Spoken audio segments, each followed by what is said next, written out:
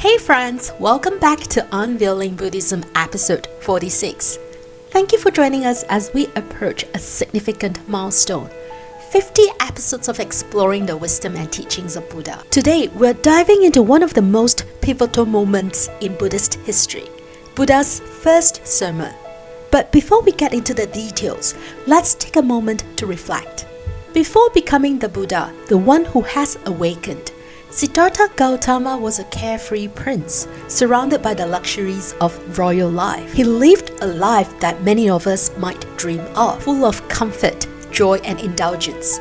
But one day, everything changed. He was confronted with the harsh realities of life, aging, sickness, and death.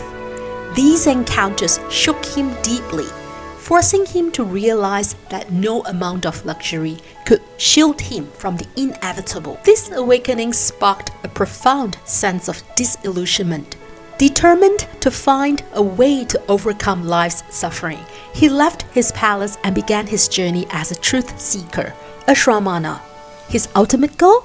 Well, to discover the path to true, lasting happiness, free from suffering. That is the Buddhist goal. It is about obtaining happiness, not acquiring vast Buddhist knowledge, winning philosophical debates, knowing multiple rituals or Buddhist iconography, or gaining the acquaintance of famous Buddhists. In his first sermon, the Buddha revealed the foundation of the entire path to liberation. But why did he begin with such a profound teaching? First, it was about his audience. The 5 ascetics who were already advanced practitioners. They had spent years engaged in spiritual practices and were ready to understand deeper truths. In short, they were the best candidates. Second, the ascetics were skeptical of Buddha's enlightenment. They needed to hear something extraordinary to be convinced of his realization. Imagine a scientist presenting a groundbreaking discovery to their peers.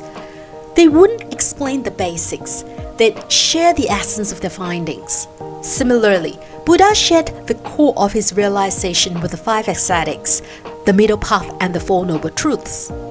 That is why some people conclude that subsequent sermons by Buddha were elaborations to help more people understand the noble truths. Let's not forget, upon hearing this very teaching, Gondana, one of the 5 ascetics, broke through the illusion of self and became the first to attain the initial stage of awakening. Seasoned practitioners have shared that reflecting on the 4 noble truths at different stages of life often reveals new insights and deeper understanding.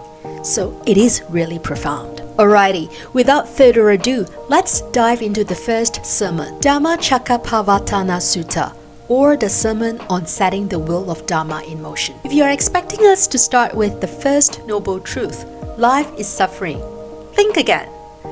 Buddha began by teaching the middle path. Are you surprised? If you thought the concept of balance was a modern invention, think again. Buddha was the original proponent of the balanced approach to life. So, what is the middle path? The middle path is about avoiding 2 extremes. First, overindulgence in worldly pleasures. Think about all the fun distractions we chase: movies, music, parties, luxury items, or ambitious life goals. Buddha, as a prince, knew these pleasures intimately. But did they bring him lasting happiness? Not at all. These pursuits might feel good in the moment, but they can't provide true or lasting satisfaction. Even the wealthiest, most successful people are not immune to illness, heartbreak, the fear of loss, restlessness, or other unhappiness. The middle path teaches us to look beyond fleeting pleasures and focus on deeper, more meaningful happiness. The second extreme of self-denial and asceticism. On the other extreme are those who throw themselves into harsh ascetic practices or religious engagements. Buddha himself pursued this path for 6 years, only to discover that it caused more suffering, not liberation. Even today, some lay practitioners become so focused on religious duties or spiritual practices that they neglect their health, relationships, or families. This too is an imbalance. The middle path emphasizes balance in all aspects of life, whether it's work, relationships, or spiritual practice. Extremes lead to suffering, while balance fosters harmony and clarity. Even in meditation, the Buddha taught moderation. Siddhartha's meditation teachers promoted extreme techniques that involved completely detaching from perception. The Buddha rejected this approach and encouraged his disciples to remain within the first to fourth meditative absorptions, avoiding going deeper than that. We covered this in episode 26 previously. Check it out if you haven't already. The middle path isn't just the first step. It's the correct approach to nirvana, the state of ultimate happiness. Once the middle path was established, Buddha introduced the Four Noble Truths, the core of his teachings. Let us take a quick look. The first truth, the truth of suffering. Birth, aging, illness, and death are challenging and bring unhappiness. In addition, we also experience mental distress, such as dissatisfaction and unhappiness. The second truth, the truth about the cause of suffering. Suffering arises from specific causes, and Buddha explained them in this truth. The third truth, the truth of the cessation of suffering. There is a state of ultimate happiness, nirvana, free from suffering. And the fourth truth, the truth of the path leading to the cessation of suffering. This is the Noble Eightfold Path, a practical guide to achieving nirvana, the state of ultimate happiness. This is just a brief overview. In the following episodes, we'll explore each of the Four Noble Truths in detail, uncovering their relevance and practical applications in modern life. And that wraps up today's deep dive into Buddha's first sermon, the moment that set the wheel of Dharma in motion.